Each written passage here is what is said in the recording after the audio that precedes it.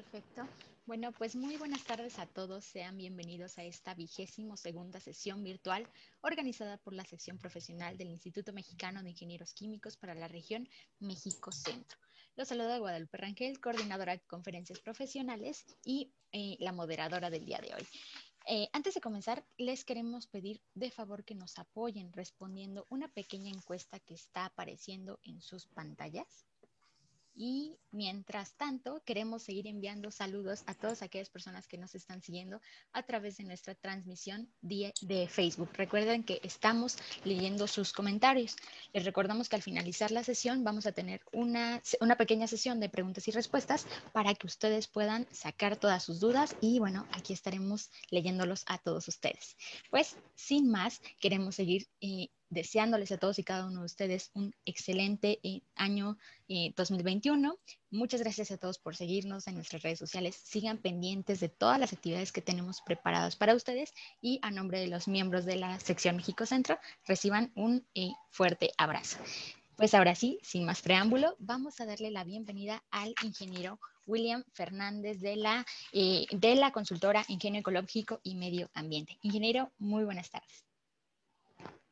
Buenas tardes, Guadalupe. Muchas gracias por tu presentación. Y bueno, primero que nada agradecer a todos los que están participando el día de hoy. Espero que sea de mucho provecho esta charla, vamos a decirlo así, un pequeño entrenamiento en cuanto a lo que tiene que ver a manejo de materiales, sustancias y residuos peligrosos. Como ya lo dijo Guadalupe, mi nombre es William Felipe Fernández y bueno, trabajo además de forma particular también en la empresa MINSA como jefe de cumplimiento y regulación ambiental y en forma independiente a través de Ingenio Ecológico y Medio Ambiente. Eh, para iniciar con lo que viene siendo esta presentación, el objetivo como tal que tiene esta charla es brindarles a ustedes herramientas, vamos a decir, básicas por el tiempo también que requiere ir más allá con esta parte que tiene que ver con el manejo, necesarias para lo que es precisamente el manejo de las sustancias, los materiales y los residuos que se puedan generar que tienen este carácter peligroso y que además les van a servir a ustedes como criterios para poder desarrollar sus actividades en forma segura. Parte del contenido, bueno, vamos a tocar todo lo que son algunas definiciones, el marco legal, todo lo que tiene que ver con el marco legal en México, obligaciones del patrón y de los trabajadores, cuál es la clasificación de las sustancias y de sus mezclas, la clasificación de los efectos a la salud de una forma muy breve.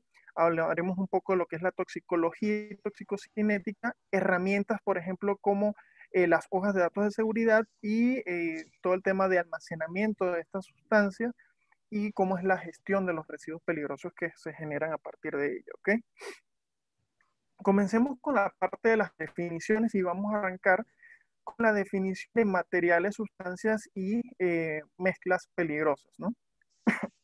Podrán notar que estamos utilizando mucho el término peligroso y más adelante vamos a hacer una comparación, pero fíjense que hablar de que este material o esta sustancia o las mezclas, porque en realidad la mayoría de materiales, casi todos, están mezclados en cierta concentración, son todas aquellas que tienen propiedades tanto físicas, químicas o toxicológicas que pueden presentar peligros físicos para las instalaciones, los bienes como tal, hablamos de maquinarias, de equipos, de vehículos, y también los riesgos o los peligros que estos representan para la salud de las personas que son las que manejan estas sustancias. Cuando más adelante veamos la clasificación conforme al sistema globalmente armonizado, van a notar por qué hablamos acá de peligros físicos y peligros a la salud, ¿ok? Pero tiene que quedar claro en esta definición que cuando hablamos de un material o sustancia peligrosa, viene siendo porque tiene propiedades intrínsecas, que pueden ser propiedades físicas, químicas o toxicológicas, que le dan este carácter, ¿sí? En cuanto al manejo, de por sí que la el título de este tema comienza con la palabra manejo. ¿A qué nos referimos con manejo? Cuando las utilizamos, cuando las trasladamos, cuando hacemos el trasvase de una sustancia, cuando las almacenamos o el proceso en sí, el procesamiento, ya sea un proceso de destilación, un proceso de separación, un proceso de mezcla, todo lo que conlleve a la utilización de una sustancia que es peligrosa, entonces vamos a hablar en este caso de manejo. ¿Ok? Fíjense que les hablaba del término peligro y aquí vamos a compararlo con el término riesgo. Cuando hablamos de peligro, fíjense, yo coloco el ejemplo en esta imagen de un tiburón. Hablemos de un tiburón, de un león. En sí, tiene hay algo en ese animal, específicamente el tiburón, que tiene potencial de causarte daño. Si lo trasladamos a las sustancias químicas, estamos hablando de que las sustancias tienen propiedades, como les mencioné ahorita, físicas, químicas o toxicológicas, que en sí ya pueden causar un daño. Ahora, ese es el peligro que ellos representan. Cuando hablamos de riesgo, hablamos de la posibilidad, en este caso la probabilidad de que ese peligro que tiene esta sustancia en sí, hablemos del tiburón, te pueda causar daño. Si yo sé que hay un tiburón en el mar y yo nado con ese tiburón sin ninguna medida en específico, obviamente que la probabilidad de que a mí me ocurra algo va a ser muy alta. Entonces, cuando hablamos de probabilidades, ¿qué tan alto, qué tan bajo es esa posibilidad de que yo pueda estar sometido a un daño, a un riesgo a mi salud? Lo mismo ocurre con las sustancias químicas.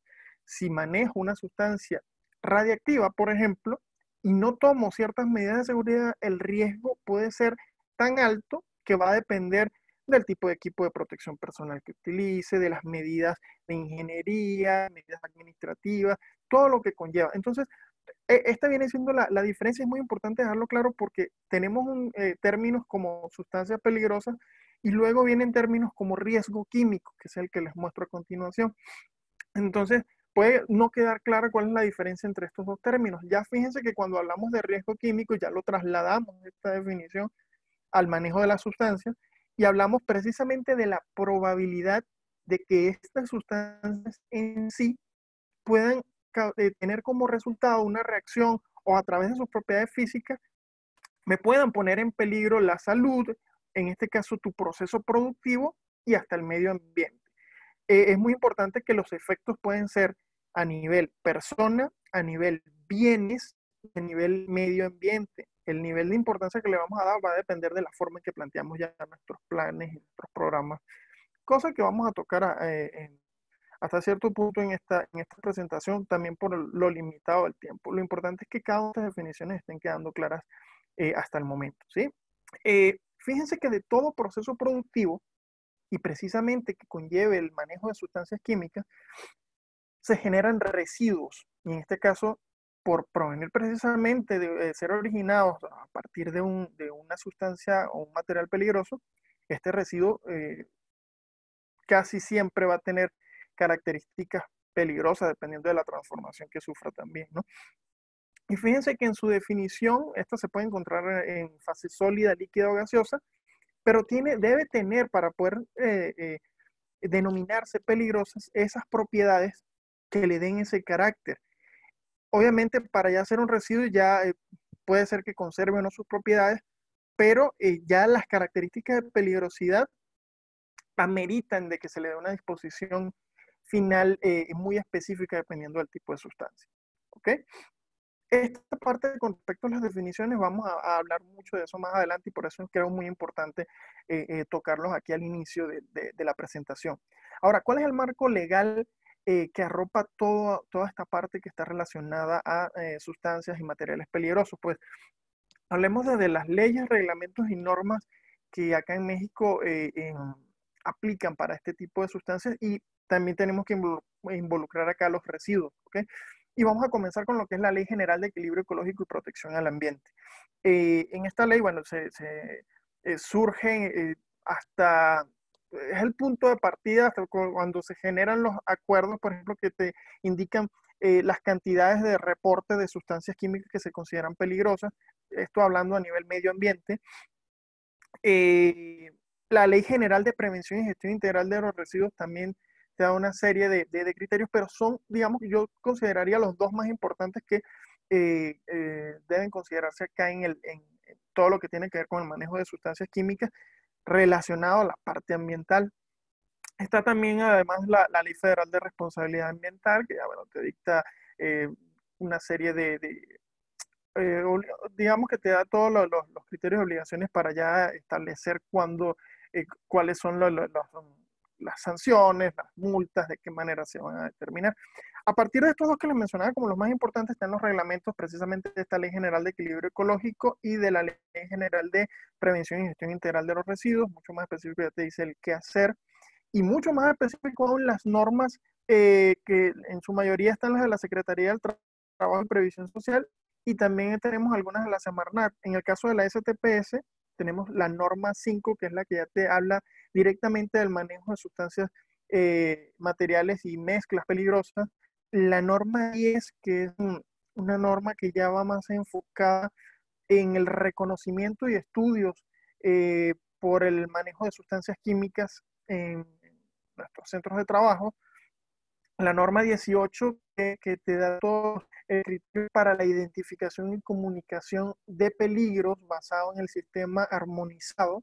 Y esto con respecto a la STP, con respecto a las que dicta la Semarnat a nivel medio ambiente, en forma muy general voy a mencionar la norma 52, que ya determina exactamente cuáles son las características de peligrosidad. Ya más adelante vamos a ver cuáles son y cuáles son los criterios para establecer si una sustancia entra como peligroso dependiendo del tipo de criterio que se utilice, ¿ok? Existen otras, obviamente, ya si hablamos de biosólidos, si hablamos de los clorados o otro tipo de residuos y de sustancias que se pueden considerar peligrosas a nivel medio ambiente, tienen ya una norma mucho más específica, pero quise mencionar estas en forma muy general. Asimismo, les menciono algunos de los sistemas más importantes a nivel internacional. Puedo mencionar, por ejemplo, el caso del Chemical Extract Service, el caso de el Departamento de Transporte de Estados Unidos. Vamos a ver dentro de la clasificación esa comparación entre lo que es el sistema armonizado y el que emite el Departamento de Transporte de las Naciones Unidas. El caso de la NFPA, pues, son algunos de los que les puedo mencionar, ¿ok? Con respecto a lo que vienen siendo obligaciones tanto del patrón como de los trabajadores que está establecido en este marco legal que les acabo de mencionar. Y vamos a iniciar con los que son las obligaciones del patrón. Toda empresa, todo centro de trabajo, el patrón está obligado a contar con un sistema armonizado de identificación y comunicación de peligros y riesgos. En este caso, para el manejo de sustancias químicas peligrosas y sus mezclas. Además, implementar este sistema.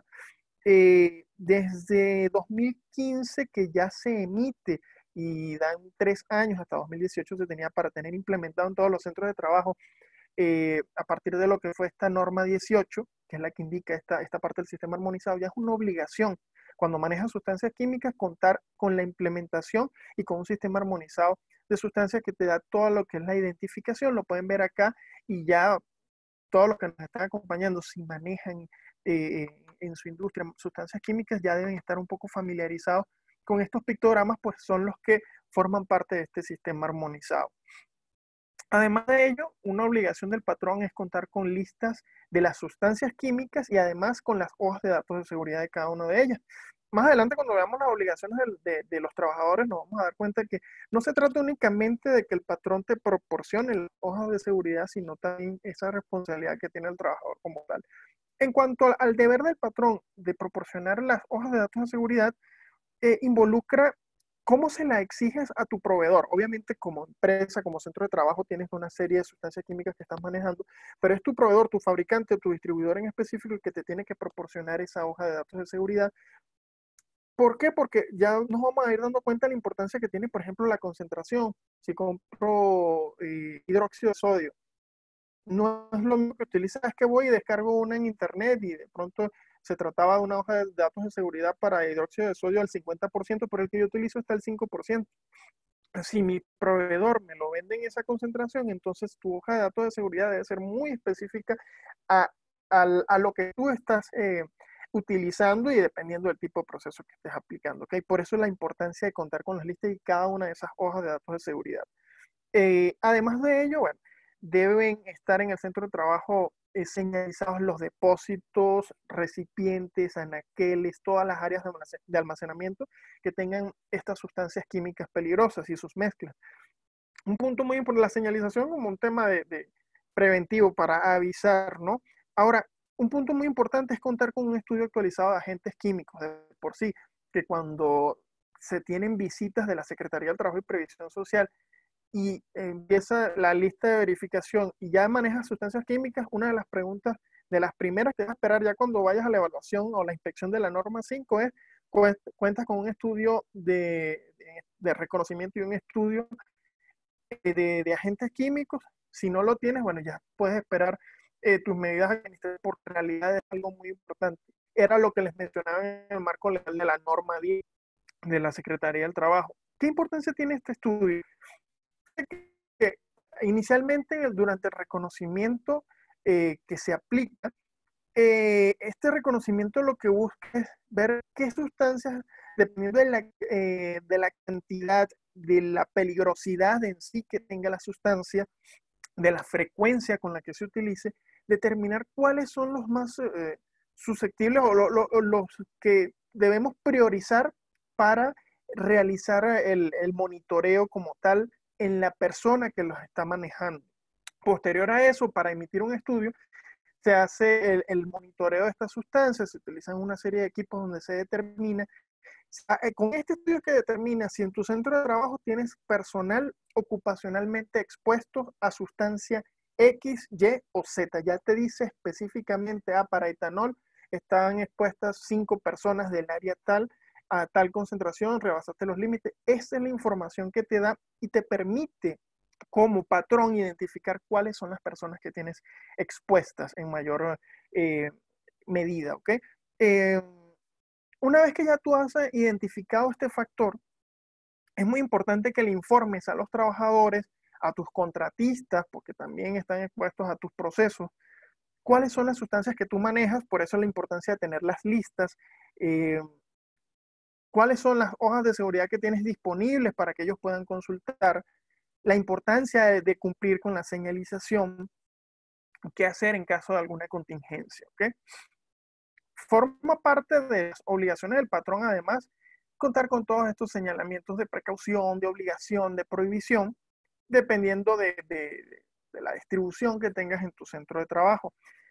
Realizar un análisis de riesgo, precisamente, sobre todo en centros de trabajo muy grandes, cuentas con áreas que se deben encargar de hacer un análisis, pero no solamente se trata de un análisis por cumplir con una medida administrativa o con algunas normas en específico. El análisis tiene que ir enfocado en identificar cuáles son los riesgos y los peligros a los cuales estoy exponiendo a mi personal en función de la cantidad de sustancias que manejo en ciertas áreas específicas, dónde están los focos o los puntos de mayor peligro, de mayor riesgo. Aquí sí tendría que hablar de riesgo. En ese análisis tengo que identificar cuál es el nivel de peligrosidad. No sé si están al tanto de que la norma 5 desde 2017 se emitió un proyecto ya para hacer ciertas modificaciones, y dentro de uno de los anexos está la aplicación o la utilización del control banding, un sistema que te permite determinar el nivel de peligro potencial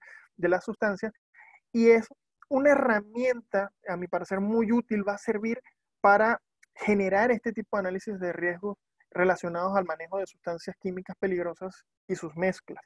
Entonces, vemos la importancia que tiene el análisis de riesgo porque te permite determinar qué tipo de equipo de protección debo yo proveer a mi personal, cuáles son las medidas específicas en determinadas áreas, en este caso, cuál es el tiempo en el que puedo exponer al personal. Y fíjense que el análisis de riesgo va de la mano del estudio que les mencionaba anteriormente. Los resultados de este estudio te permiten dar un resultado mucho más amplio en tu análisis y determinar cuáles son las áreas de mayor riesgo en tu centro de trabajo. Una vez identificado esto, ya tú logras identificar cuáles son las necesidades que tienes en este caso, colocar la señalización en tus tuberías por riesgo en función del fluido que estás produciendo por allí.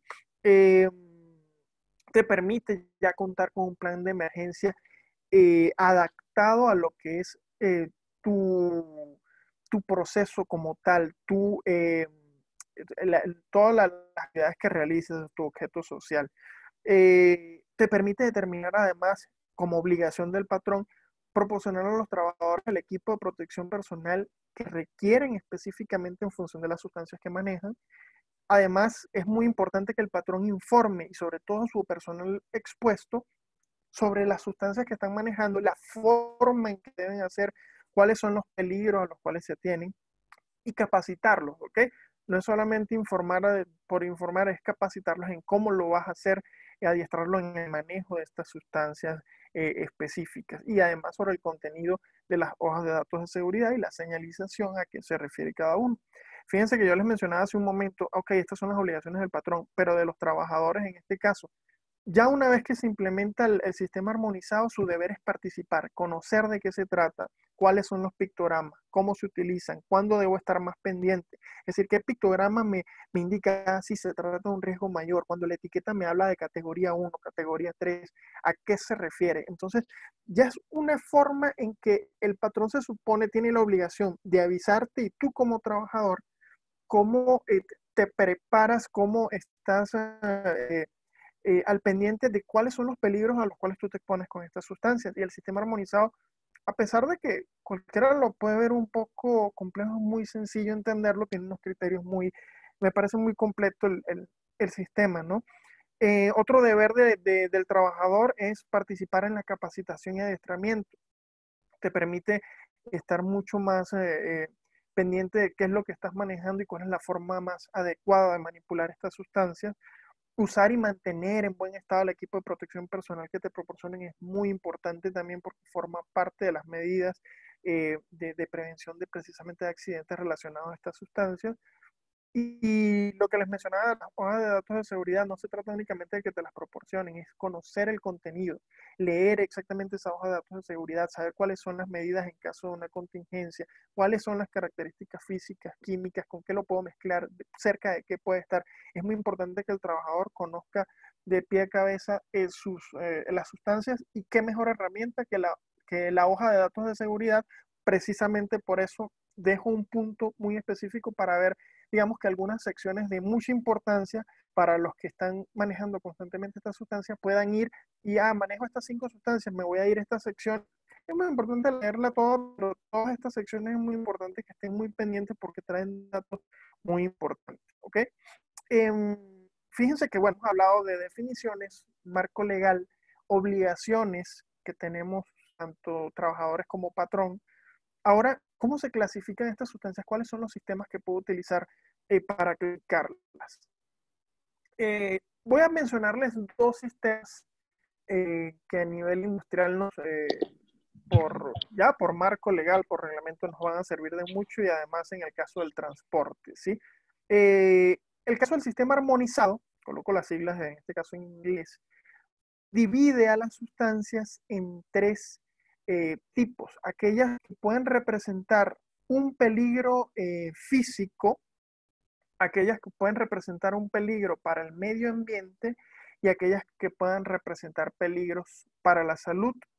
Por lo general, cuando hay esta presentación eh, presencial, esta diapositiva la tengo que dividir en dos partes por la cantidad de tipos, la clasificación en el caso de los físicos es muy amplia, pero como sé que ustedes están en la comodidad de su hogar y pueden verlo en el mismo tamaño que lo estoy viendo yo, decidí dejarlo de esta forma. Si se fijan en los tres tipos, en las tres clasificaciones, que depende del tipo de peligro, ya se es mucho más específico digamos que en el grupo que entra una sustancia. Les voy a dar un ejemplo. En el caso de los peligros físicos, vemos que pueden observar allí explosivos, gases inflamables, aerosoles, gases a presión, comburentes, líquidos inflamables, sólidos inflamables, líquidos y sólidos pirofóricos o líquidos y sólidos comburentes, peróxidos. Cada uno de ellos tiene criterios para determinar, cada uno de ellos tiene una serie de categorías que pueden ir desde el 1 hasta el 5, de pronto se dividen en letras. Cuando usted lee a fondo el sistema armonizado, ya es un tema que tendríamos que andarlo en una presentación aparte que nos podría durar un día para entender un poco de qué se trata este sistema armonizado. Ya te habla específicamente de los criterios en los cuales se establecen para poder decir, es que se trata de un líquido inflamable categoría 1 o categoría 3 porque de pronto su punto de inflamación y su punto de ebullición, que son los dos parámetros que se utilizan para determinar la categoría de un líquido inflamable, por ejemplo, se encuentra en este punto y por eso yo voy a decir que se encuentra en esa categoría. Muy importante acá las categorías, mientras veas una categoría 1 en tu etiqueta, se trata de una sustancia que es muy peligrosa, entonces ahí tenemos que estar muy más pendientes, ¿ok? Vemos esa clasificación. Ojo, acá en las sustancias químicas, no sé si se han fijado en las etiquetas, pueden haber hasta 4 pictogramas. De pronto, una sola sustancia puede estar dentro de varias clasificaciones de las que vemos acá porque cumplen con la definición y el criterio para entrar en una de esas categorías. No es que, es que el hexano nada más entra como líquido inflamable. No, de pronto también puede entrar dentro de una clasificación de peligros a la salud y tiene toxicidad aguda. Por ejemplo, ahorita vamos a tocar algunos ejemplos muy rápidos, pero es para que quede claro que las sustancias no tienen una sola clasificación, sino que pueden entrar en varias de ellas, ¿ok? Va a depender si cumple con la definición y si entra en la categoría que les estoy mencionando.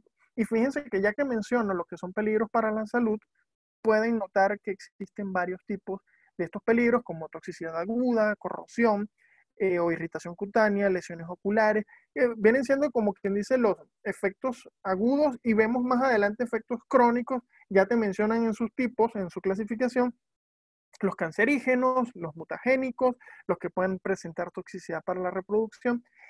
Y ya cuando lees a fondo este sistema, te das cuenta que existe un criterio para determinar en cada una de estas categorías. Entonces, esta es una forma de clasificarlos, una forma muy útil, muy amplia, que te permite abarcar un amplio espectro de sustancias químicas peligrosas.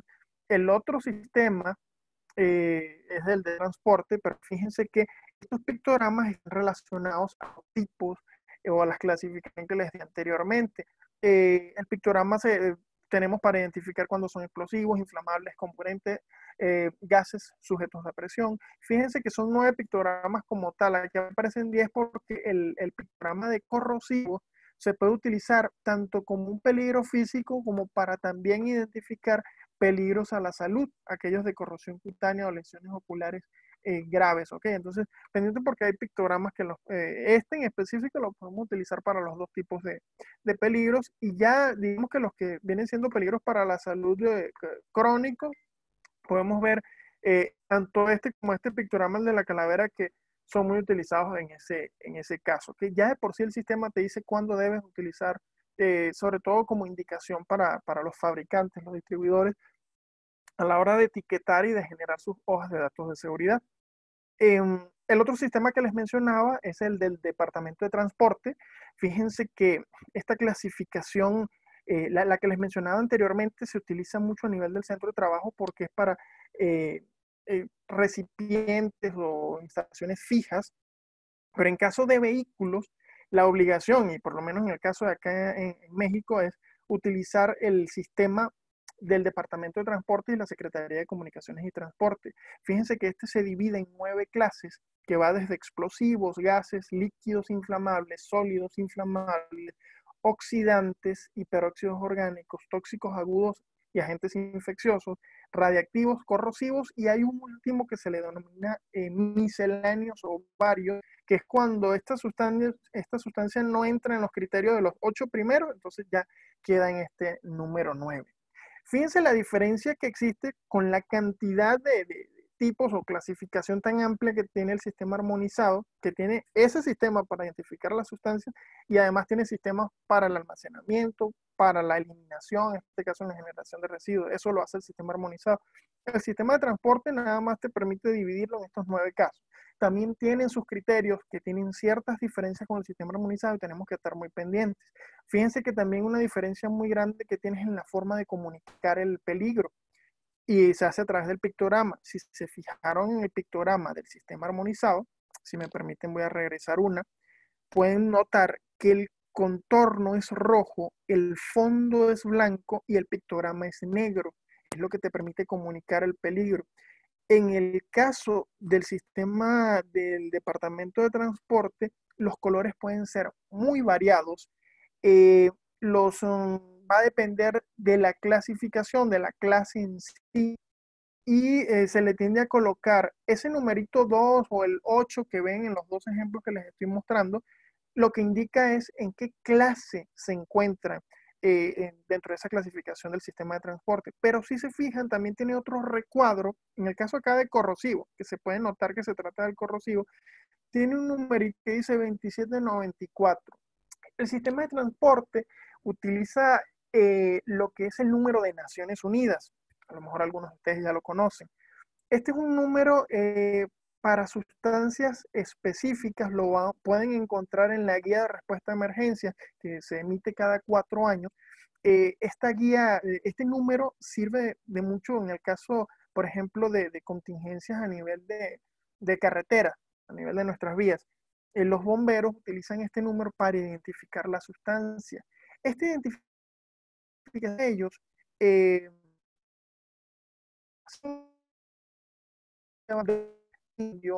de cómo van a mantener la situación, ¿ok? Eh, lo importante acá del número de identificación es que te permite precisamente identificar la sustancia y saber cómo vas a controlar el sistema. Pero fíjense que tiene ciertas diferencias con el sistema armonizado. Eh, Voy a dar un ejemplo y fíjense que coloco inicialmente cómo lo representaríamos y los tipos de categoría que podemos encontrar en caso de utilizar el sistema armonizado para un líquido inflamable.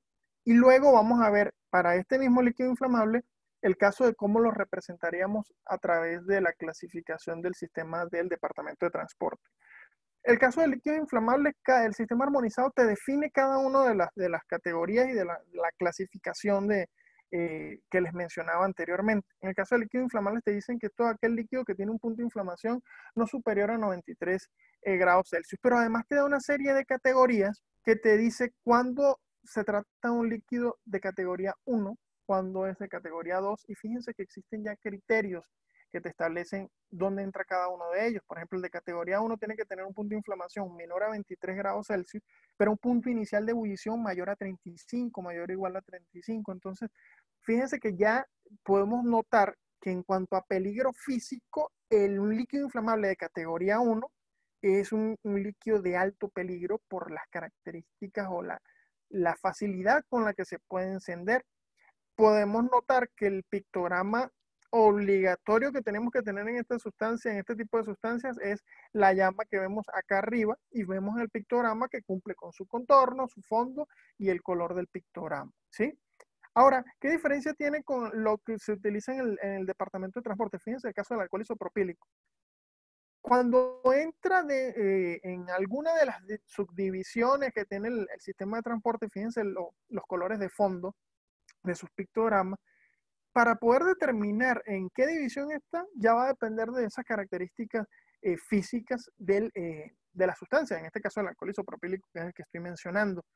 El sistema armonizado únicamente te da frases de peligro y frases de prudencia. Aquí menciono algunas de las frases de peligro y te da los pictogramas, pero el sistema de transporte te lo incluye en una clasificación y te indica cuál de estos pictogramas específicos debes utilizar.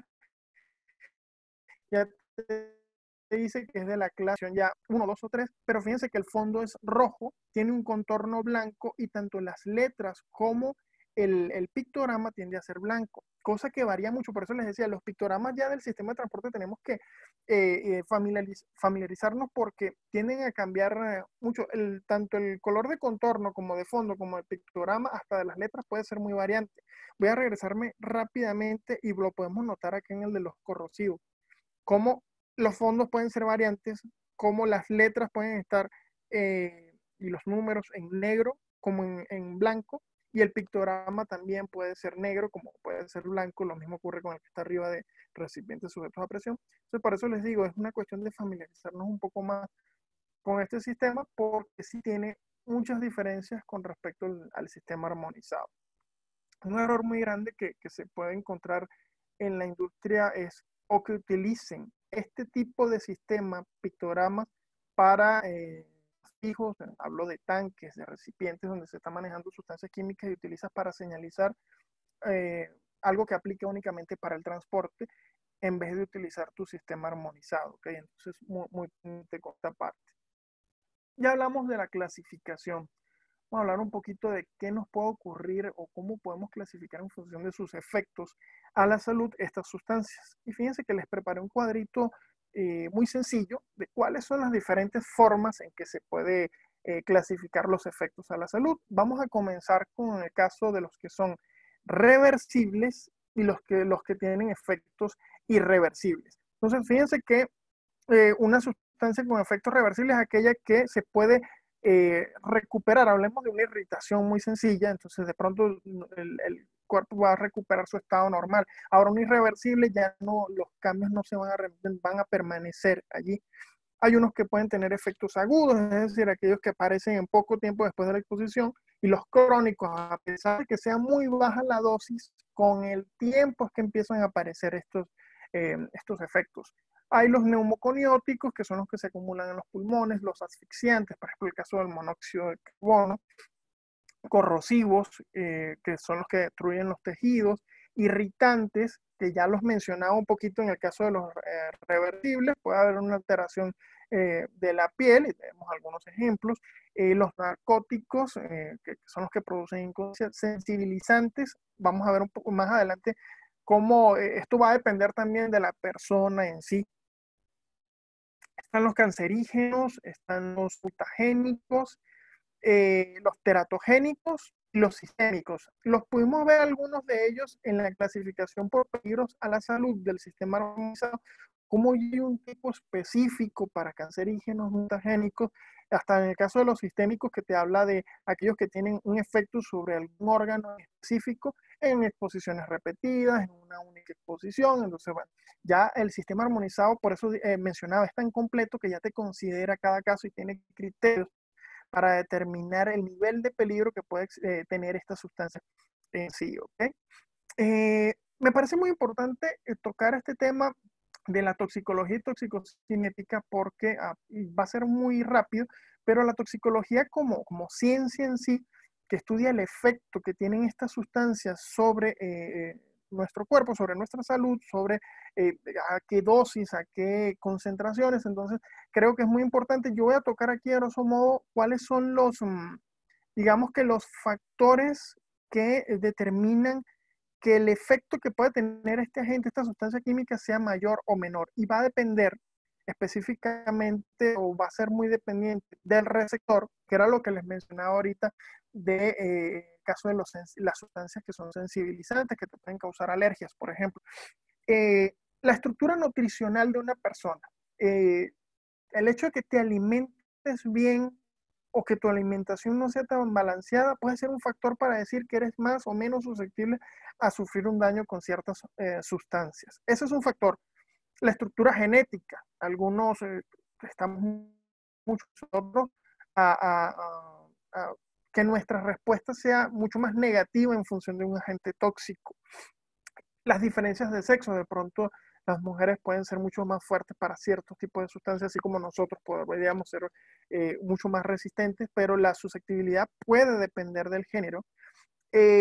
La edad, qué mejor caso que lo que estamos viviendo hoy en día con el COVID-19, como nuestros adultos mayores están mucho más susceptibles de sufrir, así como ese puede ser un caso, hay ejemplos en los cuales más bien es todo lo contrario. Fíjense el caso de los bebés desde muy pequeños, su pediatra te va indicando qué alimentos les puedes dar, porque saben muy bien que pueden existir ciertos tipos de sustancias que todavía el cuerpo del bebé no tolera. Entonces la edad puede ser un factor también determinante para saber qué tan susceptible eres o no a la toxicidad de ciertas sustancias. Aquí es muy importante hablar de eso porque ya cuando hablemos directamente del efecto que puede tener el agente en sí, eh, vamos a darnos cuenta que no solamente va a depender de estos factores del receptor, pero fíjense la importancia que tiene cada uno de estos casos. Hasta algo tan simple como tu estado emocional, el nivel de estrés que puedes tener en tus labores diarias, puede hacer que tu cuerpo, tu sistema inmunológico, no, digamos que no reaccione de la mejor forma y ahorita se los voy a explicar cuando empecemos con la parte toxicocinética, con respecto a la biotransformación de ciertos agentes tóxicos, ¿sí? Entonces, hasta nuestro estado emocional puede ser un factor determinante, ¿sí? Hay factores que dependen del ambiente, por ejemplo, la temperatura, sustancias que de pronto, en función de la temperatura, pueden aumentar su absorción en la piel, a través de la piel, o acelerar el metabolismo. La presión parcial elevada también puede ser un factor, ¿sí? Creo que lo más determinante para hablar de un agente tóxico viene siendo la sustancia en sí, el factor del agente como tal, que dependen del agente. Y vamos a comenzar con lo que es la estructura y la composición química de la sustancia. El simple hecho de que una sustancia tenga algún átomo, alguna molécula, la molécula tenga alguna forma en específico, alguna distribución. No sé si han escuchado el caso de los azúcares, que de pronto pueden ser dextrógenos, levógenos, y dependiendo de la ubicación de cierto grupo en específico, las enzimas pueden eh, absorberlos, en este caso, tomarlos de una forma positiva o negativa. Hablamos de, por ejemplo, no sé si han visto en los alimentos sin grasas trans, por ejemplo. La distribución específica espacial de las moléculas puede ser determinante para saber si una sustancia puede ser tóxica o no. Entonces, la estructura y la composición química de la sustancia, súper importante. Y hablando también en el caso de las mezclas, de pronto el caso de los medicamentos, son mezclas de ciertas sustancias, el agente activo de pronto no te hace ningún daño, pero de pronto hay un componente que tiene algún efecto, alguna razón tecnológica por la cual se utiliza, y este componente en específico es el que te puede causar efectos secundarios. Lo mismo en el caso de la sustancia química en la mezcla, el efecto tóxico te lo puede dar otro componente que puede ser el vehículo. Entonces, fíjense qué tan complejo es estudiar esta parte y el efecto que puede tener, sobre todo en la parte de toxicología, ¿no? El tamaño de la partícula, hablemos ya de la vía inhalatoria. El tamaño de la partícula puede ser determinante. Aquí, muy específicamente en el caso de polvos, la cantidad y la concentración, si mayor es la concentración, obviamente mayor va a ser la cantidad de sustancia que va a ingresar a tu cuerpo, y obviamente el efecto ya sea de que permanezca en el cuerpo, que se fije, va a haber una mayor probabilidad o mayor riesgo, ¿ok? Eh, Fíjense, hablando de toxicocinética, ya que viene siendo cómo cuantificamos y determinamos cómo entra al cuerpo, cómo se distribuye, cómo se transforma y cómo sale del cuerpo en estos agentes tóxicos. Aquí es muy importante entender algo. Por ejemplo, ya una vez que la sustancia entra al cuerpo, como no forma parte de nuestro proceso eh, natural, se le denomina xenobiótico. Una vez que el cuerpo absorbe la sustancia, puede ser vía inhalatoria, por ingestión o absorción a través de la piel o de las mucosas, eh, pueden existir varias vías. El cuerpo empieza a distribuirlo, y dependiendo del tipo de sustancia, que era lo que veíamos ahorita, los factores del agente específicamente, se puede fijar o puede ir a partes o órganos específicos. Entonces, una vez, la forma en que se distribuye en el cuerpo es a través de la sangre. Es nuestro medio de distribución en el cuerpo. Ahora, recuerden que nuestro cuerpo es mayormente agua.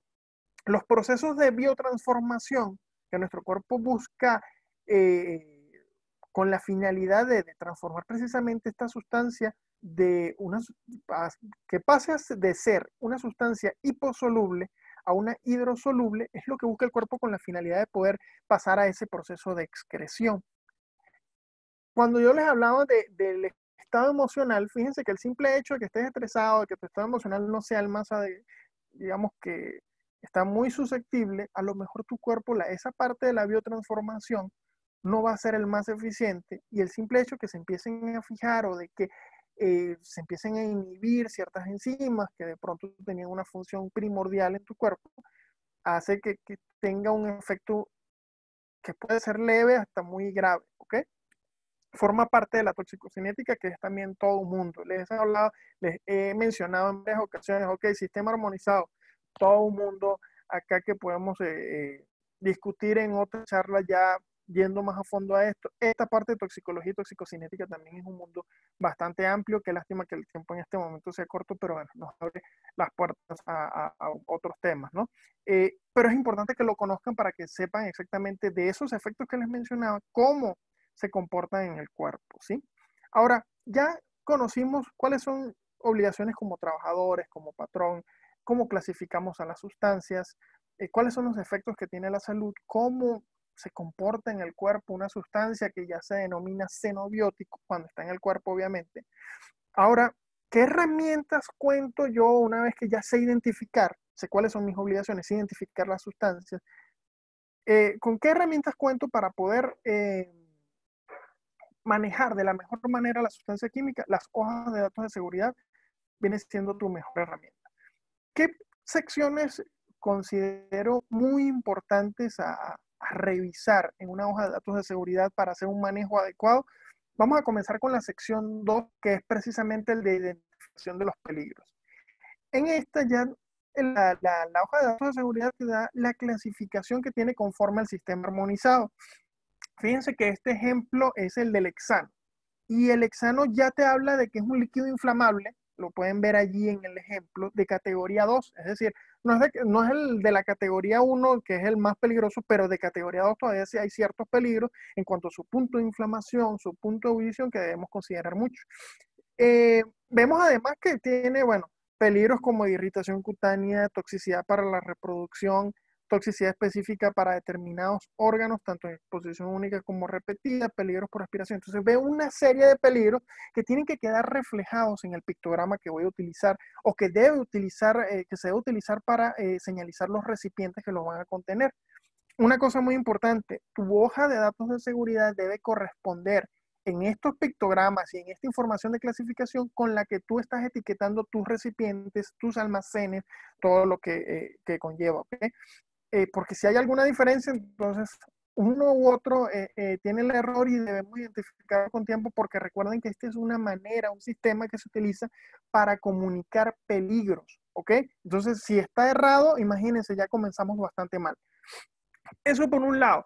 Fíjense que vemos entonces elementos de la etiqueta como el pictograma, ya se los mencioné, indicaciones de peligro, que son las frases de peligro que creo que ya les había mencionado, las que comienzan con la letra H, y entonces ya te da ciertas características de la sustancia. Te da además algo que se denomina consejos de prudencia. Esto viene siendo desde cuáles son tus medidas preventivas, cuáles son las medidas operativas y ya te va indicando en una forma muy resumida. Obviamente ya cuando lees la hoja de datos de seguridad vas mucho más a fondo en cada uno de estos casos. ¿Qué otra sección yo recomiendo mucho revisar? La sección de primeros auxilios. Te da las indicaciones en caso de inhalación, en caso de contacto con la piel, en caso de contacto con los ojos, en caso de ingestión, qué debes hacer, cuánto tiempo debes lavar, cuánto tiempo debes trasladar, de qué manera lo debes hacer.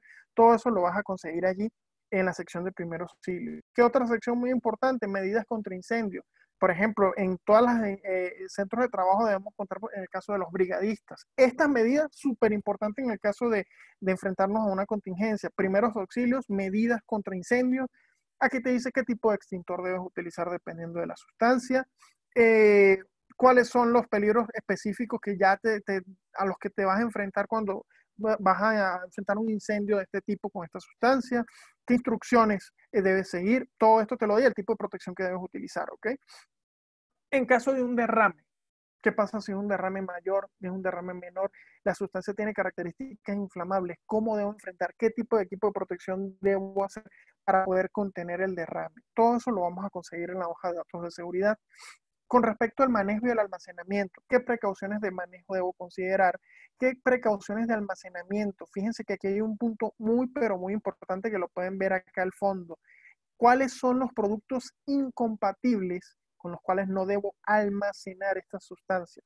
En el caso del hexano me habla de agentes oxidantes y reductores fuertes. Entonces, son una serie de factores que debo considerar. Toda la información la consigo en forma muy específica en la hoja de datos de seguridad.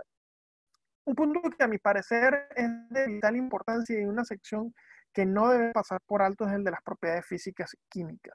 Sobre todo tomando este ejemplo que se trata de una sustancia que es inflamable. ¿Qué ocurre? En el caso de los hidrocarburos, y he mencionado en varias ocasiones el hexano, los hidrocarburos tienen la característica que sus vapores tienden a ser mucho más pesados que el aire, por ejemplo.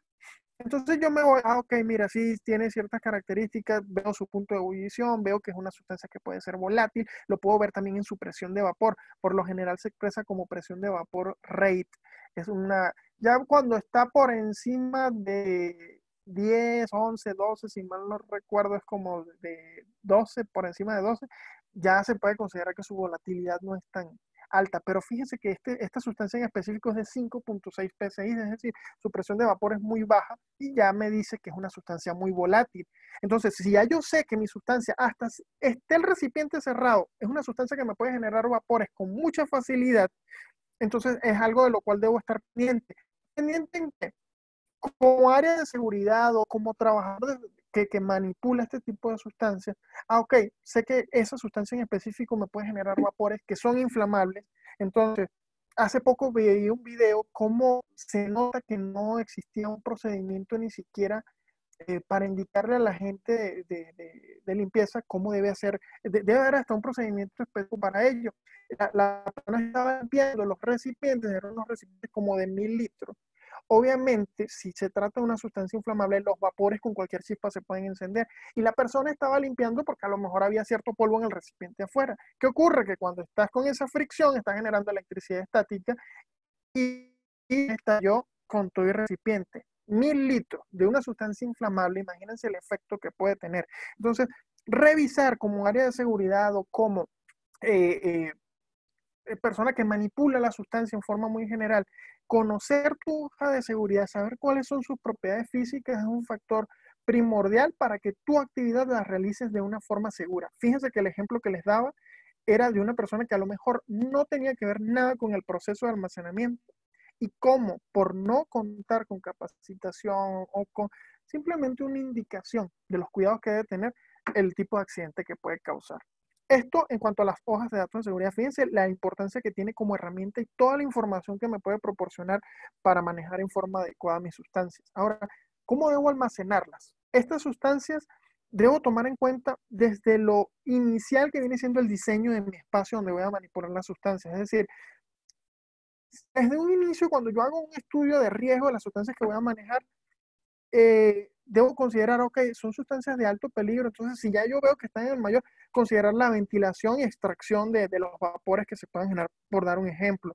Ergonomía a la hora de manipular las sustancias, es decir, tengo esa libertad de movimiento, no voy a hacer movimientos repetitivos, cuento con el espacio suficiente. Eh, Mis desagües cuentan con tanques de recolección diferentes a los del alcantarillado. Recuerden que se trata de sustancias peligrosas y no puedo disponerlas en el alcantarillado público, mucho menos en aguas de bienes nacionales. Entonces, el diseño de mi espacio es primordial. Supónganse que estamos en espacios que ya han sido diseñados y simplemente se disponen para darle utilidad de esa manera. Ok, tomar las consideraciones para hacer los cambios necesarios en mi espacio, ¿sí? Muy importante, se los mencioné hace un momento como una obligación, la señalización, es decir, todas mis señales de prohibición, de uso obligatorio de equipo de PP, por ejemplo, de salvamento, cuáles son mis rutas de evacuación, dónde se encuentran mis duchas, por ejemplo, o en este caso mis lavaojos, la prohibición de comer, por ejemplo, dónde se encuentran mis extintores, la sustancia en sí, cuáles son los peligros, cuáles son los pictogramas que debo utilizar conforme a lo que me dice la hoja de seguridad. Es muy importante que esté en ese espacio bien establecido durante el almacenamiento y su manipulación. ¿Ok? Una pregunta que me hacen mucho cuando se da tipo de charlas y cuando se asesoran en este sentido. Hay personas que me dicen de pronto, es que yo esa sustancia la utilizo al 1%, ya no es cosa, la diluyo.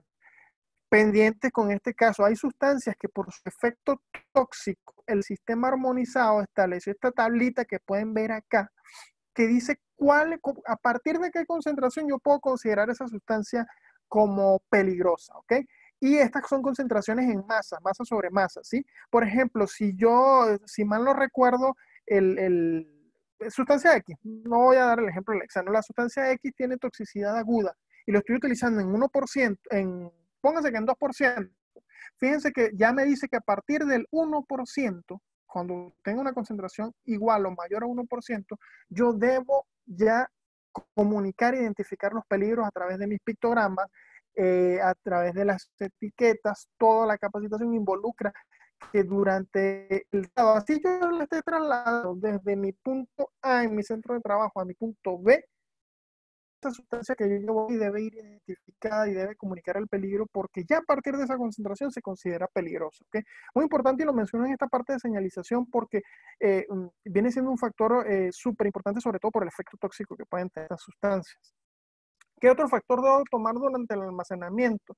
Ok, estoy manejando sustancias inflamables, cuento con gabinetes adecuados para esas sustancias, si son corrosivas, si son explosivas. Entonces ya existen proveedores que te venden una cantidad de equipos que te permiten que tu proceso sea mucho más seguro, y sobre todo en la parte de almacenamiento, contar con estos gabinetes es súper primordial, ¿sí?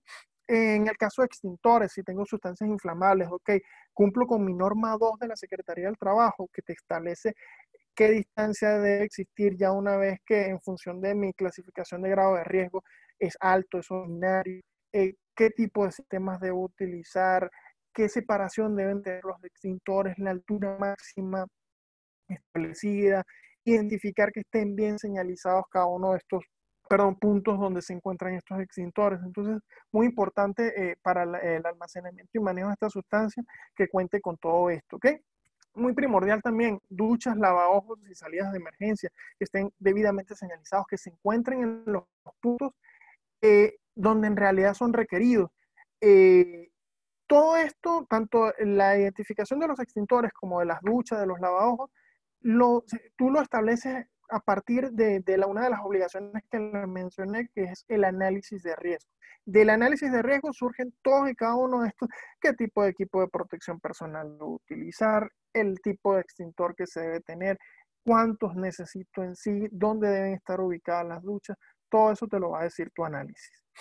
Eh, una de las ventajas que tiene el sistema armonizado para el almacenamiento también es que tiene una clasificación también específica para la forma en que lo debo almacenar.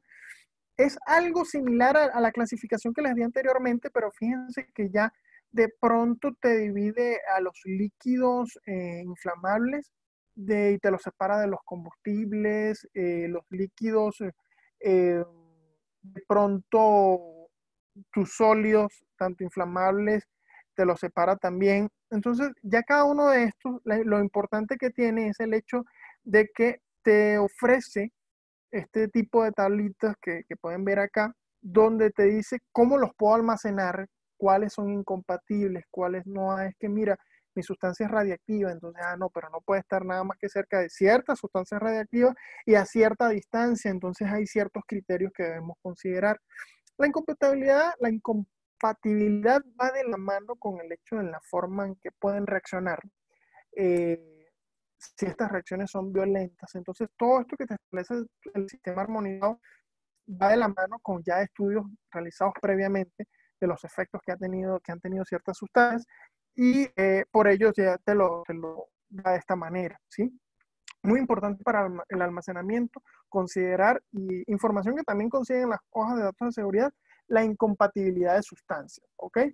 Eh, por último, y ya bueno, ya concluyendo, les mencionaba que bueno, la importancia que tiene durante tus procesos el hecho de que se generan residuos que son peligrosos.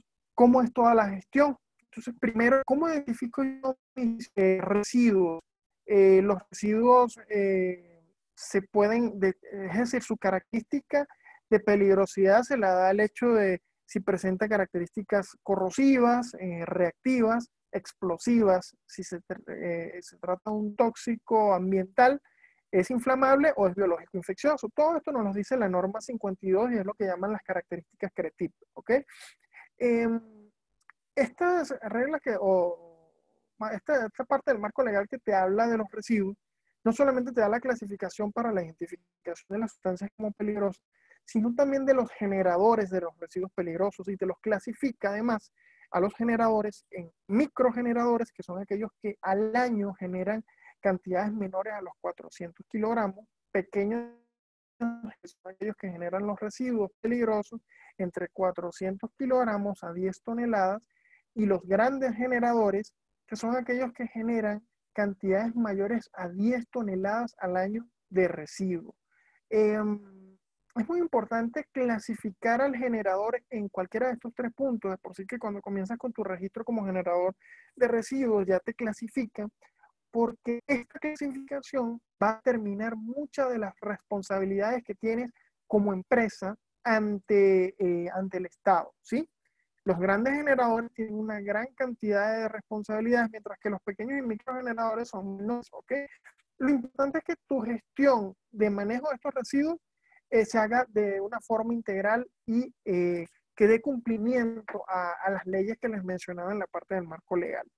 Todo esto conlleva una serie de acciones administrativas, operativas y de prevención y control.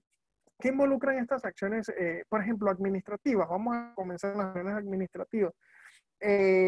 Veamos los puntos 1 y 2. Vamos a comenzar con lo que es el registro ante Semarnat. Yo como empresa genero al año 50 kilogramos de residuo peligroso X. Yo, así sean 50 kilogramos, soy un microgenerador, pero estoy obligado a contar con un registro donde yo le indique, yo genero el residuo A, B y C en estas cantidades aproximadamente al año, con estas características de toxicidad, parte de la información que se le proporciona a la Semarnat. Luego, estoy obligado también como pequeño generador, a contar con una bitácora de registro de estas sustancias de estos residuos que estoy generando en mi día a día, en mis procesos. ¿Okay? Ahora, ¿qué ocurre si yo soy un gran generador de residuos peligrosos? Es decir, mi proceso genera más de 10 toneladas de residuos al año. Yo, además de estos dos primeros, del punto 1 y del punto 2, estoy obligado a ingresar lo que se denomina la cédula de operación anual o COA, y que es a nivel federal, y una licencia ambiental única, ¿sí? En estos reportes, ¿qué es lo que se informa como tal a la autoridad? Bueno, cuántos residuos, la cantidad de residuos que yo generé, esto debe ir de la mano con los manifiestos de generación de residuos.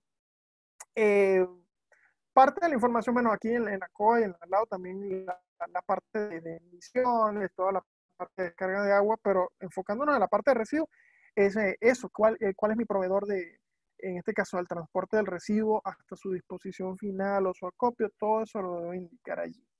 Por último, como gran generador de residuos, debo contar con un plan de manejo de residuos. En este plan, lo que yo le digo a la autoridad es cuáles son mis acciones para buscar minimizar la generación de esos residuos.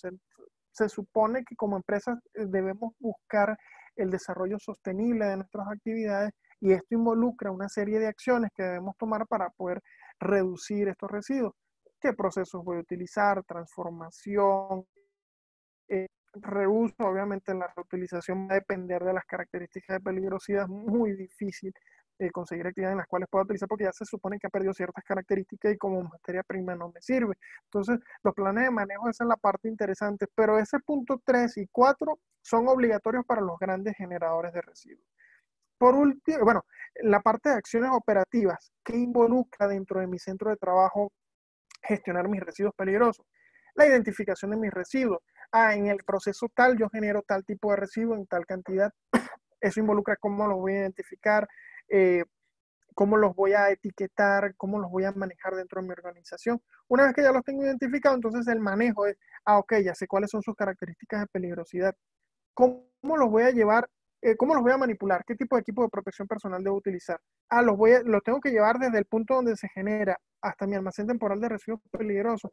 ¿Cuál es la ruta más adecuada? ¿En qué horarios lo puedo hacer? Obviamente, si tengo otro personal, no puede estar expuesto también. Ya con tener expuesto a una o dos personas que son los que lo van a trasladar es suficiente.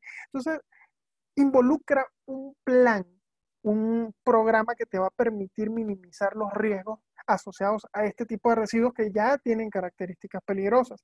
El envasado, ¿qué debe cumplir el envasado? Etiquetas que identifiquen el nombre del residuo, etiquetas que digan cuáles son sus características de peligrosidad, que cuenten con el pictograma del sistema armonizado, forma parte de lo que conlleva ese envasado.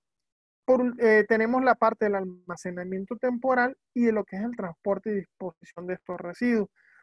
La parte de transporte y disposición, el almacenamiento la voy a tocar un poquito acá, pero la de transporte y disposición ya conlleva también una serie de factores que debemos considerar porque es la relación que tienes con tu transportista, asegurarte que tanto el transportista como el proveedor de la disposición final del residuo cuenten con las autorizaciones de parte de la Semarnat, la autorización en caso de transportista por parte de la Secretaría de Comunicaciones y Transportes, donde ya de por sí que para que ellos obtengan esas autorizaciones involucra desde pólizas de seguro, a estudios de riesgos, eh, evaluar todos los procesos que llevan a cabo, ¿sí? En cuanto a nuestro almacenamiento en el centro de trabajo, es muy importante que nuestro almacén temporal de residuos peligrosos esté identificado, que diga se trata del almacén temporal de residuos peligrosos, que cuente con la señalización de prohibición, señalización de uso obligatorio de equipo de protección personal, deben estar separadas mis áreas de producción, de mis áreas administrativas, tiene que estar en una zona donde se reduzcan las emisiones. Recuerden que tenemos residuos que pueden ser inflamables y esos vapores, si están en contacto con fuentes de calor, entonces ya pueden representar un riesgo mayor.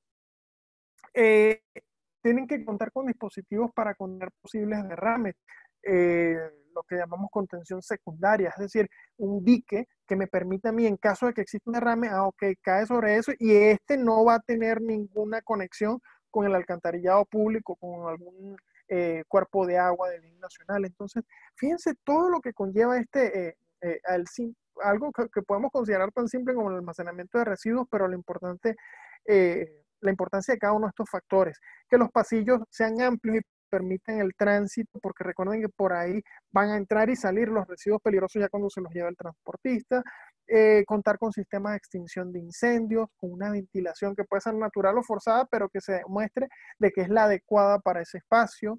Y bueno, no rebasar la capacidad, obviamente va a depender del tamaño de nuestro almacén, va a determinar la frecuencia con la cual se va a hacer la recolección, ¿ok?, de nuestros residuos peligrosos.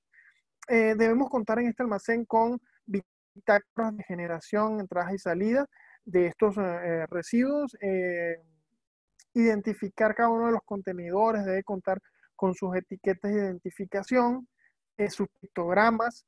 Se recomienda no llenar a más del 80% el recipiente, utilizar siempre el equipo de protección personal que puede involucrar desde el traje Tyvek, protección respiratoria, lentes, guantes, calzado adecuado para evitar que se vayan a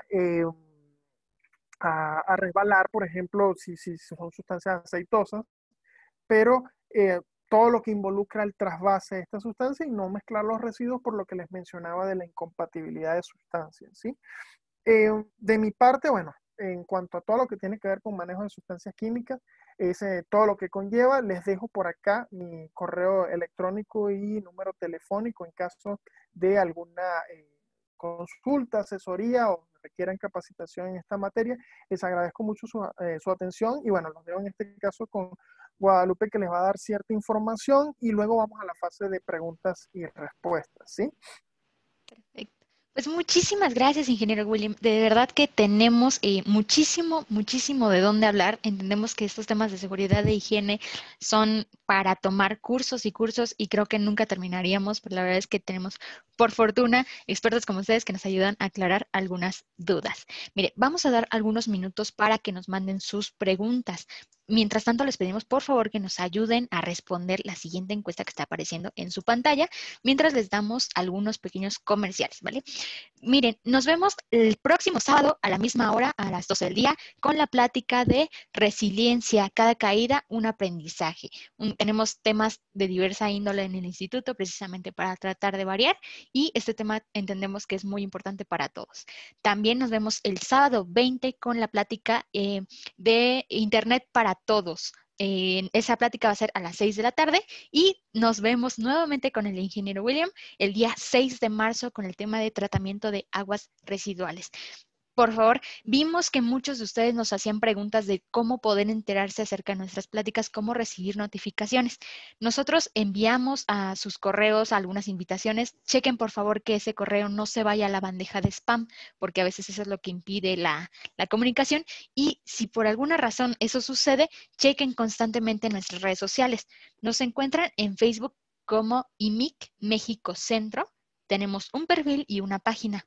Sigan a las dos para que se enteren de cuáles son las siguientes charlas y por supuesto, si ustedes nos lo piden, vamos a estar trabajando por traerles una plática, un curso intensivo respecto a manejo de residuos peligrosos. Vamos a dar algunos minutos más. Les comentamos también, si ustedes son estudiantes o están en ese proceso de egreso, si les interesa ya iniciar su proceso laboral, tenemos para ustedes en México Centro un nuevo producto que estamos tratando de compartirles porque es muy importante. ¿De qué trata ese producto?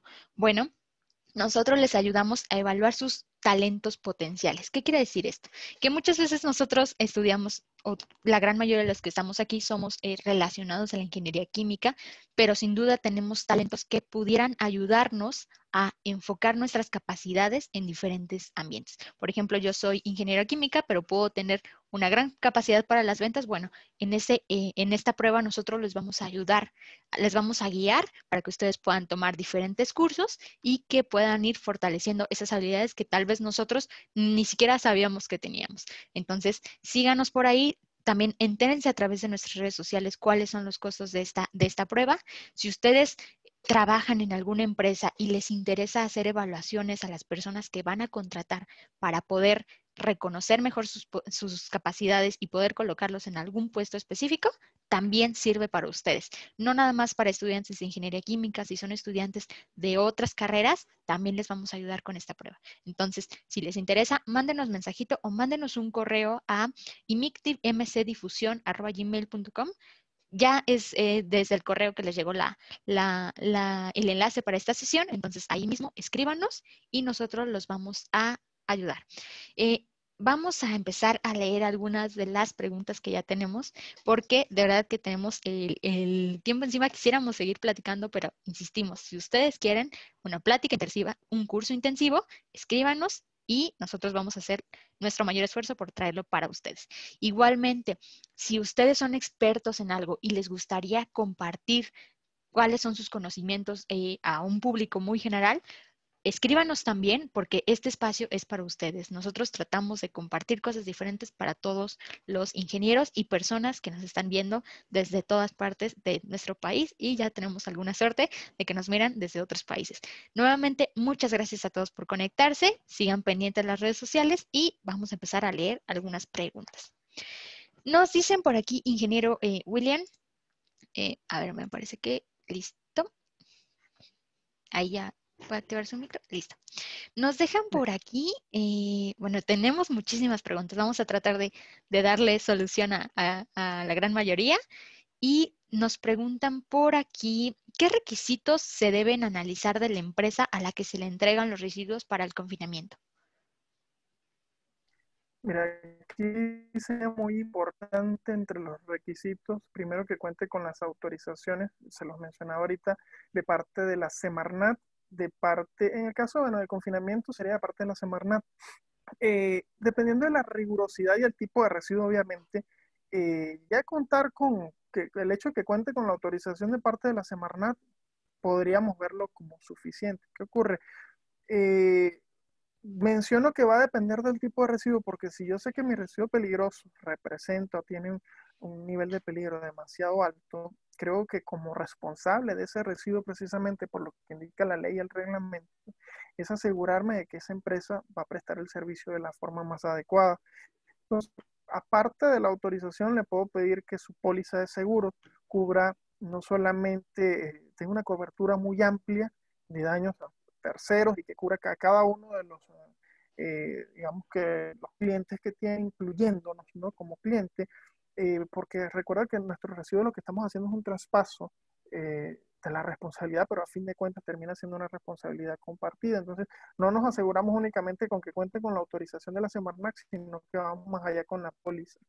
Yendo un poco y mucho más allá, mejor dicho, es ir y hacer auditorías a este proveedor, revisar sus instalaciones, analizar cuáles son las condiciones específicas de cumplimiento de sus procesos específicamente, si cuentan con bitácoras, si han hecho estudios de riesgo, si eh, su personal está capacitado, formaría parte de lo que yo involucraría para dar cumplimiento y asegurarme que mis residuos los está manejando una persona, perdón, una empresa con la más adecuada. Perfecto, ingeniero. Mire, tenemos por aquí otra pregunta. Nos dice Beatriz que para el almacenamiento de aceite residual automotriz, ¿qué norma aplicaría? Perdón. A ver si tenemos. Bueno, comenzando por la norma 52, lo primero que tendría que hacer es contar con un análisis CRETIP que está establecido en la 53 y obviamente en la 52 que te dice las características de peligrosidad, pero esas vendrían siendo las dos normas más importantes que ella debería considerar. Por lo general ya el aceite, sobre todo el lubricante usado, es un residuo peligroso. Tú al hacer el análisis crítico lo que hace es demostrar que sí se trata de un residuo peligroso, cuáles son sus características de peligrosidad, el análisis CRIT, perdón, al que me refiero. Ahí te va a aparecer sus características inflamables, tóxicas, entonces todo esto. Ya durante el manejo sí las consideraciones deben ser rigurosas en cuanto a si está haciendo trasvase, por ejemplo, la forma en que lo hace, el tipo de equipo de protección personal, pero creo que lo más importante acá vendrían siendo normas 52 y 53 de la Semarnat. Semarnat. Y nos decía que todas estas normas regularmente, ¿dónde las podemos encontrar? Bueno, existen páginas que ya van directamente desde las que emite el gobierno, el diario oficial de la Ok. federación, y ya en cada una de las dependencias consigues espacios o eh, portales en los cuales cuentas con información oficial para cada una de estas normas. Recuerda que cada una de estas normas eh, surgen o se basan en lo que es hasta hace poco lo que fue la Ley Federal de Normalización y Metrología. Hoy en día ya con la Ley de Infraestructura de la Calidad han variado una serie de factores en la manera en que se manejan, pero igual los portales oficiales de gobierno, dependiendo de cada uno de ellos, ya cuentas o te proporciona cada una de estas normas.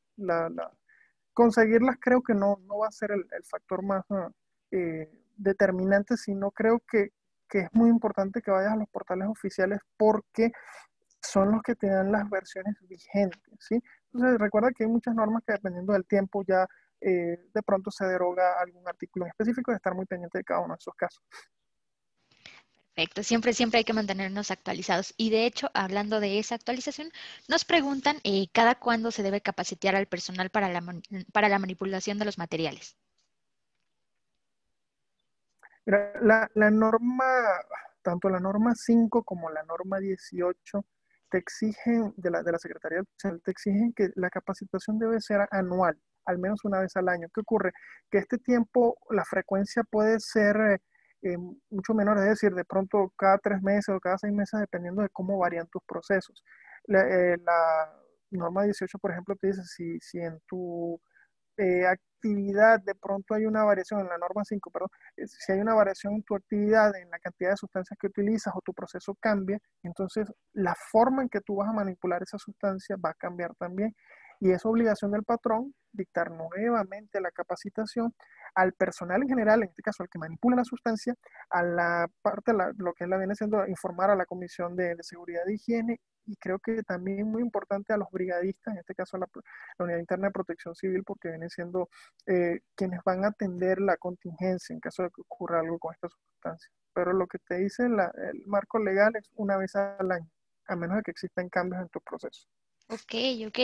Mire, ingeniero, también nos preguntan por aquí si los productos para industria alimentaria como azúcar, especies como el clavo y productos con certificación orgánica y de origen vegetal entran en el sistema global armonizado. Lo que pasa es que va a depender. Recuerda que este tipo de alimentos, porque ya estamos hablando de alimentos, ya se rigen por otro tipo de normativas, como lo son en el caso de la norma 51. No sé si ya están familiarizados, creo que sí, todo el que va a un supermercado y ve los sellos que tienen nuestros alimentos actualmente va a notar los cambios que hubo en esta norma. La norma 51 es la que te indica la forma en que se debe etiquetar todos aquellos productos alimenticios no alcohólicos que no contienen alcohol. Entonces, en sí, no hablaríamos aquí de sustancias químicas porque recuerda que se trata de alimentos, es algo que podemos consumir. Lo único que hay que estar pendiente es lo que nos aplica si utilizamos en alguna parte de nuestros procesos, en esas plantas de alimentos, sustancias químicas. Como todo proceso industrial, es muy probable que, por ejemplo, hasta para la generación del vapor, tengas que utilizar ciertos productos químicos. Entonces, eh, si te involucra la manipulación de alguna sustancia química, obligatoriamente debes cumplir con tu norma 18, con tu norma 5. Si alguna materia prima en específico se trata de una sustancia química, pero la concentración es tan bajita, lo único que yo recomendaría aquí es ver cuál es la sustancia en sí que estamos utilizando y a qué concentración. Y si no sobrepasa las concentraciones que les mostraba, ya les voy a indicar en no sé si recuerdan en la etiqueta, las concentraciones. Por ejemplo, si esa sustancia yo la identifico, es la sustancia X, y mira, puede presentar corrosión e irritación cutánea, pero es que la concentración en la que la estoy utilizando es de 0.00005%. No me aplica utilizar pictogramas porque estoy por debajo del 1% que me dice la norma 18, el sistema armonizado, pero si estoy por encima, sí ya tengo que tomar las previsiones entonces durante su manipulación, ¿ok? Ok, perfecto, ingeniero. Mire, tenemos algunas otras preguntas por aquí que nos dicen, ¿los RPBI se deben se deben almacenar en un almacén temporal de residuos peligrosos o se pueden almacenar en la enfermería? No es recomendable en la enfermería, te explico. Los RPBI es un tipo de residuo peligroso también. No sé si recuerdan cuando les di las características de peligrosidad, aparecen los biológicos infecciosos al final.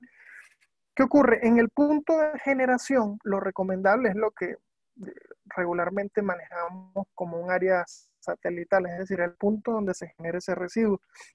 Es muy importante que ese residuo esté allí cuando mucho cierto tiempo, no debe pasar de un día, es decir, en esa jornada laboral ya debe ir de ese punto donde se generó al almacén. Eh, sí deben manipularse y deben llevarse hasta un almacén temporal de residuos peligrosos y dependiendo del tipo de residuo que tú estés generando allí, ya las características de almacenamiento pueden variar. Por ejemplo, hay ciertos tipos de RPBI, hay ya una clasificación muy específica, por eso que yo les decía, les estoy mencionando la norma 52 en forma muy general, pero RPBI ya involucra un mundo también. Y en el caso de los patológicos, por ejemplo, este tipo de residuos tienen que estar refrigerados al menos a 4 grados Celsius. Entonces yo mi almacén, o puede ser en el almacén o un espacio específico para ese tipo de residuos que tiene que estar a esa temperatura. Recuerden que allí, si hablamos de cepas, si hablamos de sangre, si ya tiene que tener una forma muy particular en el tipo de bolsa que se debe utilizar, el color de la bolsa, el tipo de pictograma que voy a utilizar para identificarlo. Entonces, sí debe tener características específicas, pero lo que sí es un hecho que no puede estar en el servicio médico. Ok, ok, hay que No tener debe. muchísimo cuidado con eso y más en este momento que hemos estado tan expuestos a diversas, pues sí, diversos virus, ahorita es con mucho mayor cuidado. Vamos a también leer Sí. algunas preguntas más.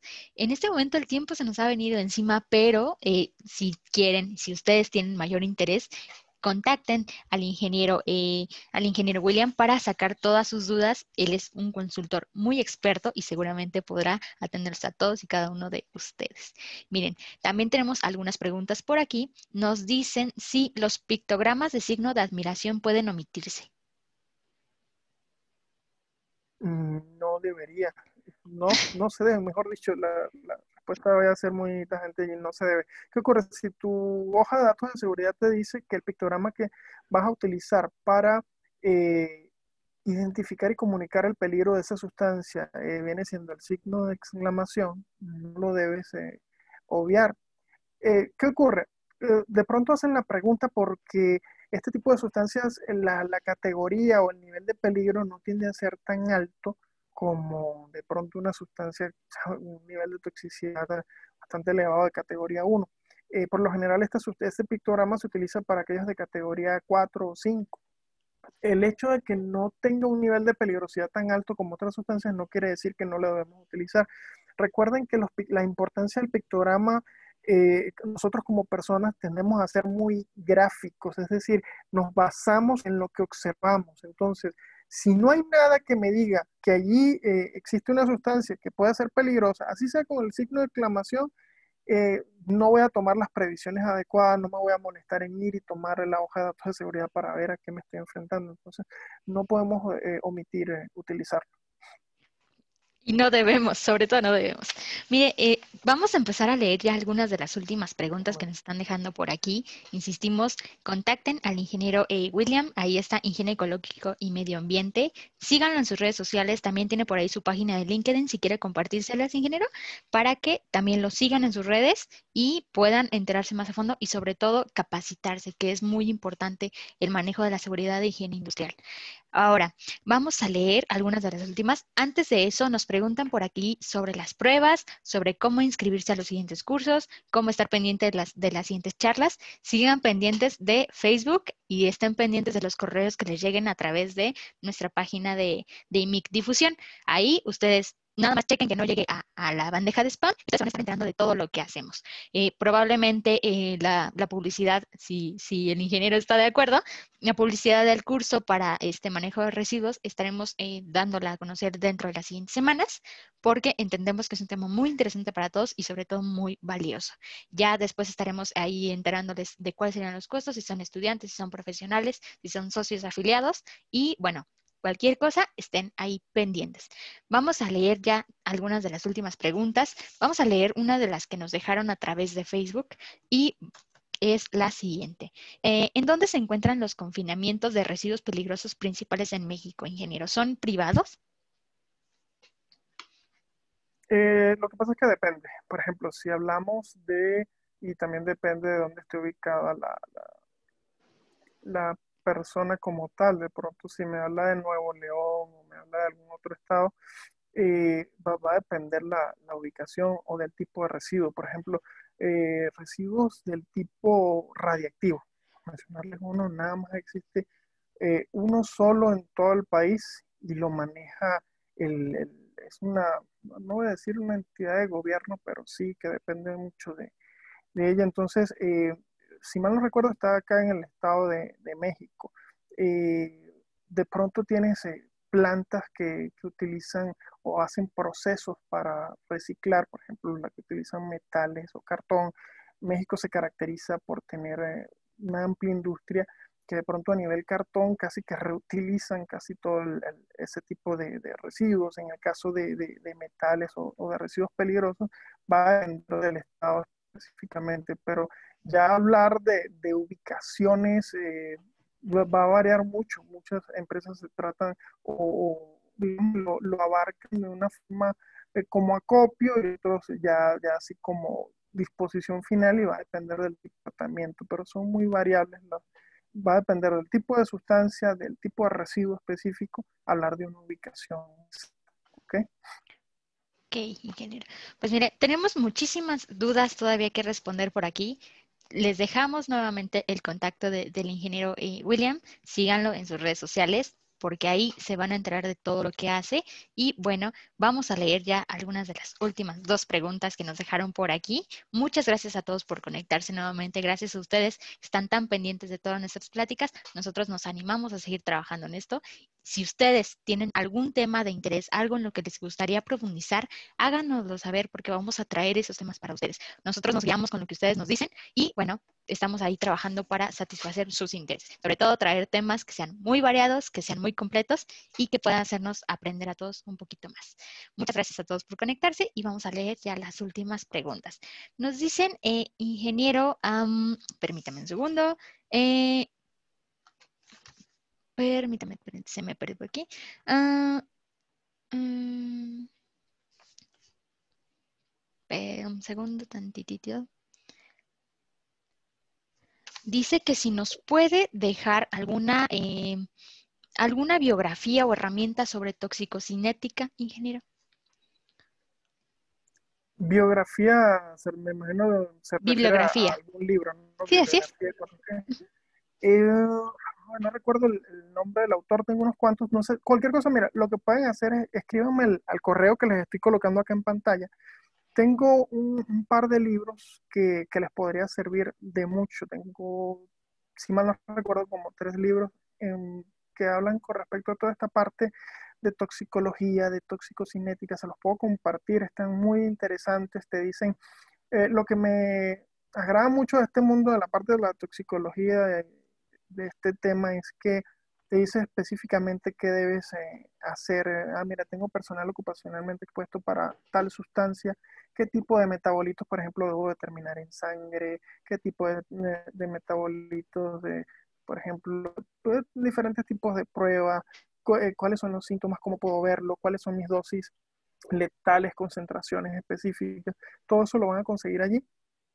Con mucho gusto les puedo responder lo que mencionabas ahorita de las redes sociales. Por ejemplo, nuestra página está en LinkedIn. Si me escriben al correo, también con mucho gusto les podemos enviar el link para que nos sigan por allí, y bueno, toda la información que vayamos publicando, tanto la parte legal como todo este tema de bibliografías que son muy importantes, se las podemos compartir con mucho gusto. Perfecto, ingeniero. Pues ya para finalizar, nos piden por aquí una pregunta más. ¿Dónde se hace el trámite para poder transportar tanques de oxiacetileno? Para poder transportarlo, eh, eso se hace a través de la Secretaría de Comunicaciones y Transportes. Va a depender también de la ubicación. Recuerden que dependiendo del estado existen diferentes delegaciones. Por ejemplo, si estás en Guadalajara, hay una delegación en Guadalajara. Si estás acá, recuerden que a través de la Secretaría de Comunicaciones y Transportes se trata de un trámite federal. Lo podrías hacer también aquí desde la Ciudad de México sin ningún problema. La instalación, o digamos que el donde se hace este trámite se encuentra al sur de la Ciudad de México, cerca de lo que es el canal de Miramontes, si mal no recuerdo, allí en Calzada del Hueso, donde donde se encuentra la instalación de la Secretaría de Comunicaciones y Transporte, que va desde permisos, placas, todo lo que involucra para los vehículos, e involucra también toda esta parte de traslado de sustancias y residuos peligrosos. En el caso de acetileno, por las características inflamables y ciertas otras características peligrosas, sí tendrían que hacerlo, pero es un trámite federal, como te mencioné. Perfecto. Pues miren, ya tienen ahí los datos de Ingenio Ecológico y Medio Ambiente. Síganlos en sus redes, escríbanles, capacítense con ellos y de verdad estamos seguros de que vamos a traer un curso intensivo para ustedes porque es lo que nos están pidiendo. Nuevamente, muchas gracias a todos por conectarse. Gracias por sus comentarios. Saludos a Monterrey, saludos a Tampico. Tenemos de verdad muchísimos espectadores el día de hoy. Estamos muy emocionados y síganos en nuestras redes. Ya les dejamos por ahí nuestro correo de IMIC Difusión. Cualquier cosa, cualquier duda que tengan, cualquier sugerencia, si ustedes quieren hacer alguna plática con nosotros, compartirla con nosotros, este espacio está abierto para ustedes y seguimos atentos de todos sus comentarios. Gracias por conectarse. Recuerden, nos vemos el próximo sábado con la temática de resiliencia. Cada caída, un aprendizaje. Nos vemos el siguiente sábado con la temática de Internet para todos. Y el 6 de marzo nos volvemos a ver con el ingeniero William con la práctica de tratamiento de aguas residuales. Nos vemos el día 6 de marzo nuevamente, ingeniero, y muchas gracias a todos por conectarse. Que tengan una excelente tarde. Muchas gracias a todos. Feliz tarde.